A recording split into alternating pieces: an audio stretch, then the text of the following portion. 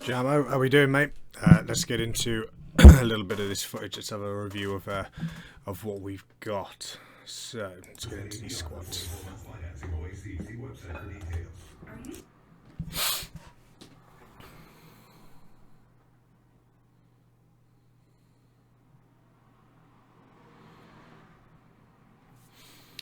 Not bad. Not bad for a top single. Right, let's have a look. So let's have a look at the walkout, mate.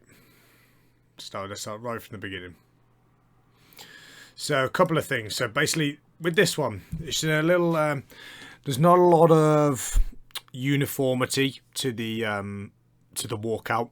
Like I've had a look through the squat footage already, and basically like every walkout, it looks that little bit different. So you can see with this one, as you've unracked the bar, and you actually see if you look at like the York and the 45-pound symbol, you can see how the bar's still actually moving and kind of hasn't quite settled yet before you're taking a step back. Now at this kind of weight, you manage it easy, no issue. But it's one of those where if we get ever so slight, well, when we start getting heavier, that is going to start catching you out. It's going to sap quite a bit of energy.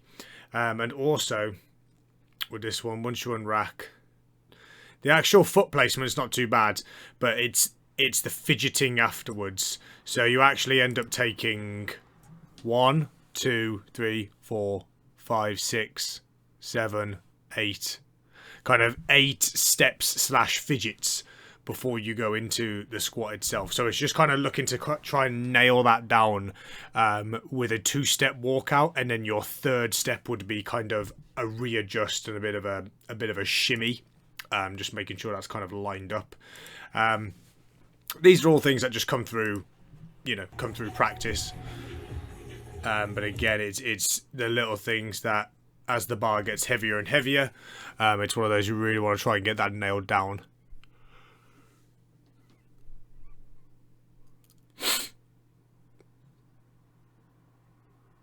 So again, with that one, a little fidgety, and there's not a lot of landmarks like on the floor or anything to really kind of to pinpoint you and give you something to aim for.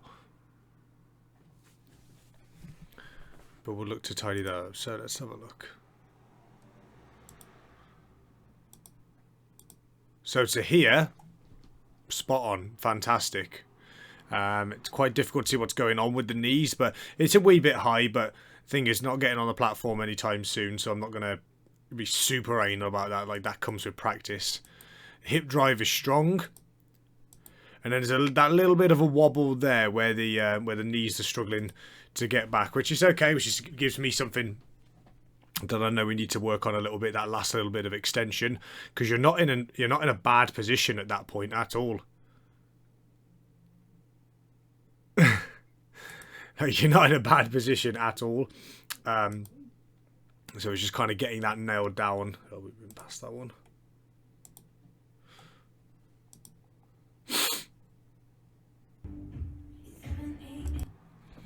Oh man, the full solid wooden floor. Old school.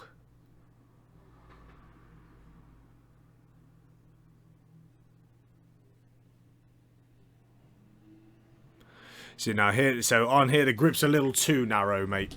So you can see when you're in that bottom position, it's a little difficult to tell by the angle, but oh, you fucking bastard! It looks like your wrists are just inside your elbow. So there. So basically, we don't want that angle there really, mate, at all. So again, we've just got a little bit here, and it's one of those that over time that is going to create a little bit of potential shoulder issues. What's going on at the lower body is fine, and not looking to kind of over exaggerate the arch really at all, but we just need the grip a little bit wider so that your wrists are a little more stacked on top of the elbow. Then the elbow being out in front of the wrist is fine by me, but it's something for us to, because you immediately shoot the elbow out to the side to basically try and bring it more in line with the wrist straight away. That like immediately happens. So let's just see how if that happens in the build-up sets.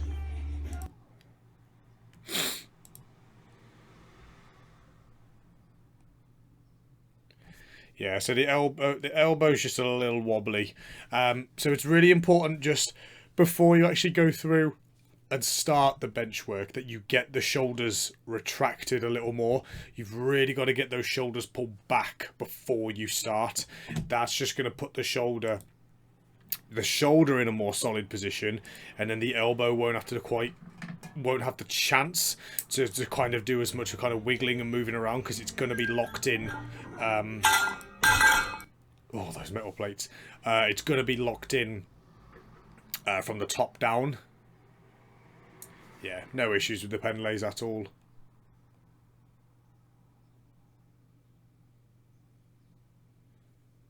What's all that stuff on the roof as well, mate? Have they carpeted the roof?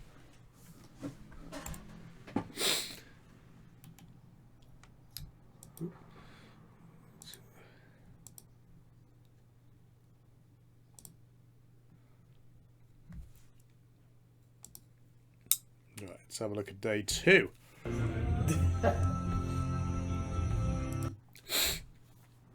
But how you find it in general, mate? I hope you're a bit more settled now.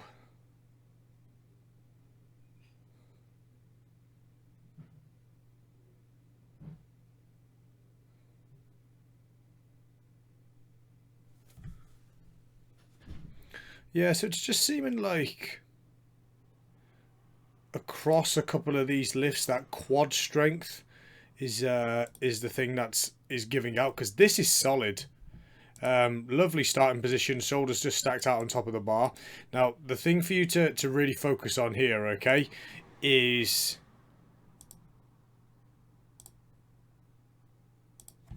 so point number 1 is the most important part for you, okay?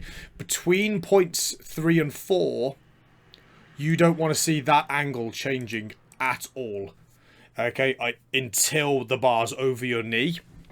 So again, basically for that initial kind of push from the floor, okay, so again, to say the word push from the floor is coming from point 1. You want to see that extension at the knee, then that leg extension, get the quads doing some work. 3 and 4 maintain position. 2 obviously just does, it's the thing that's bracing you into the floor. But with 2, you can make sure your knees are turned out and pressed against the inside of your forearms, mate. That's just going to help turn the glutes on here at point number 3, and again help stabilize 3. 4 stays upright the whole time, and you'll see kind of with this one, because there's a little lack in strength at point 1, point 3 ends up taking over. So we move it forward. So at that point, right, point 1 has fully extended. So if we get rid of those,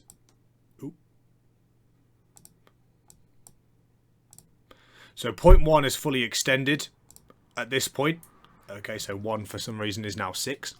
And basically you now shifted all the work to point 3 slash what is now 7. So here you can't do any more here at point 6. Point 6 has done all the work. So now it's just a pendulum game between 7 and the bar. Your shoulders have been pulled over the bar a little more, and again that's just the early lockout with the leg. So it's again, quad strength is going to be the number 1 focus, because you've got the back strength there just to keep pulling and sort of get yourself out of jail. But that's, for me, that's important for me to know. Ooh, excuse me. That's important for me to know, and again, something for us to really kind of chime in on and focus on going forward. That's much better. Yeah, still back dominant. Much better, but still back dominant throughout. Which is, again, it's just good when you've got these recurring themes, because this first little block is just kind of figuring out what's what, and then the go forward blocks are where we start chiming in on those weaknesses. Really have a focus. Yeah, it's the quads, mate. It's the quads. They look the part. Now we just got to get them doing the work.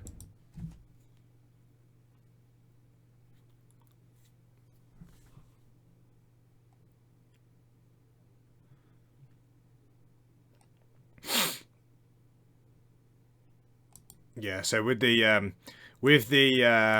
handout there, or lack of handout, make sure it is difficult because when you've got these pins up above it as well, they are a real bastard.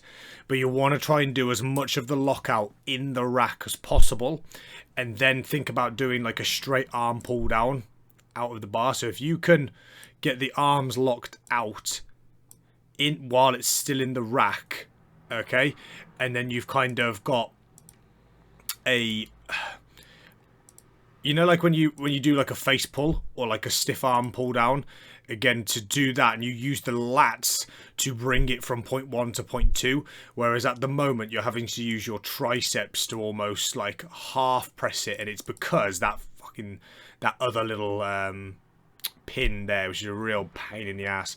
If you can take that out, that will help you out a lot, because again, you want to get that extension done in the rack and then pull it out towards you.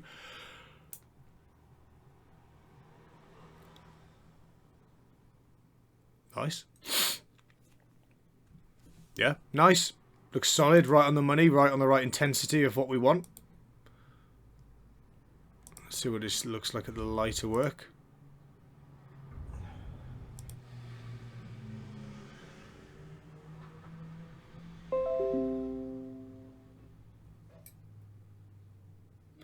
Yeah, and it's kind of, with this one, you want the bar to definitely rest on you. But just that little bit of depression going on there. The bar should never sink into you at all. So kind of think as the bar is at this point and as it's coming down towards you, I want you to think chest up, chest, and I want you to try and push your chest up as high as possible so that it meets the bar at the highest point. And again, that's where what we talked about earlier, getting the shoulders pulled back. That's where that comes into play, so that the bar doesn't ever depress into you, and it does give you a little bit of a pop off the bottom, but it's one of those, again, as we start to get heavier, that it will come back to potentially bite you in the ass.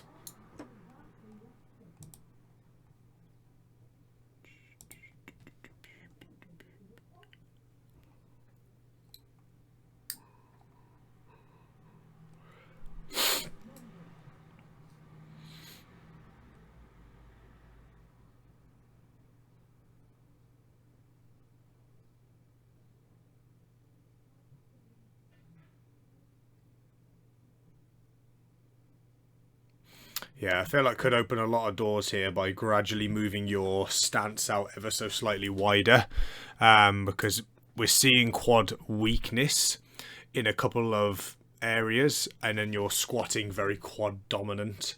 So I think that's something we'd look at going forward, is looking to try and reduce how much knee travel we've got and get the knees out over your little toes a bit more regularly.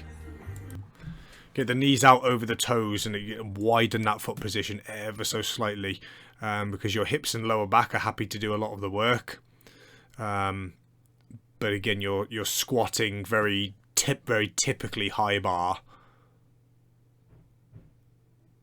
and that there's quite a bit of knee travel. Again, at the moment, your quads are kind of coming out as the weaker link, because you have a strong hip drive as well when you squat. So again, this is all good. This is all good, mate. So we're not looking to introduce anything drastic again during this first block. It's just getting the information in that we can work with.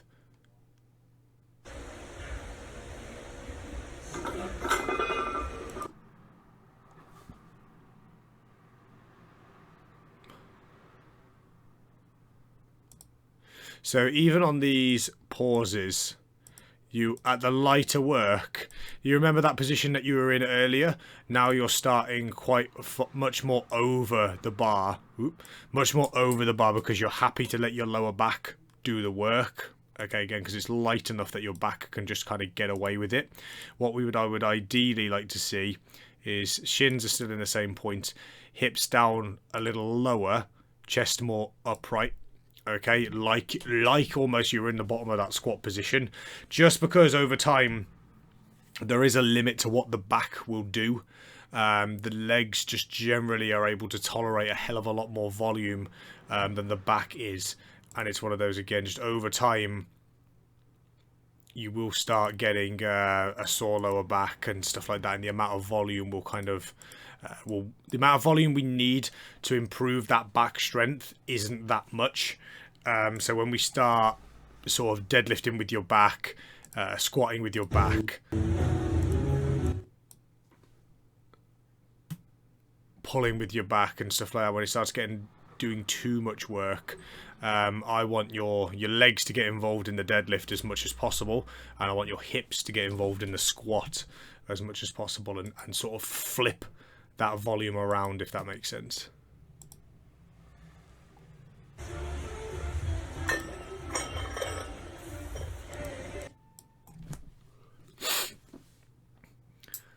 That power clean though.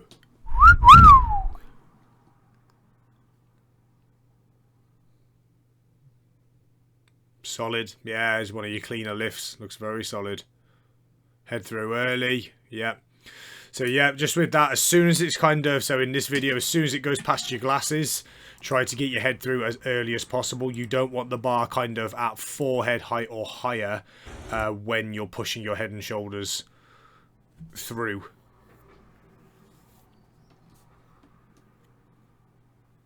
Yeah, but the weight's moving easy for you, mate. Yeah, weight's moving easy. Okay, mate. Yeah, this has been good. Just another good week of just sort of getting the footage in and let me have a look at where we need to go. It is building a bit of a picture for me to go forward into that next block. We just keep doing what you're doing at the moment, mate. Things to really think about is you want to try and lock the bench out as best you can while it's still in the rack without it clanging into those other pins. When the bar's out over your shoulders, I want to see an obvious retraction of the shoulders. Okay, so stick your chest up, pull the shoulders back, and as the bar's coming down towards you, you should be reaching high with your chest as best as you can. Okay, trying to meet the bar at the highest point. And with the squat, kind of keep things similar to what they are at the moment, but I want you to have a real focus about getting your knees out over your little toes today. All right, knees out over your little toes is the key. Chest up tall in the deadlift and push the floor down. Okay, so push those mats that you stood on into the wood. Okay, and the way that I like to picture it with some people, okay, is kind of imagine you had a long necklace on that kind of went halfway down your chest. At no point would you be in a position where that necklace would swing out in front of you. Okay, so if your chest's up pretty tall, it's going to lie flat against the body. Okay, and if the hips rise up and your chest ends up facing the floor, then obviously that necklace is going to swing out. All right, mate. Any issues or anything you're not sure of, let me know, and we'll be in touch.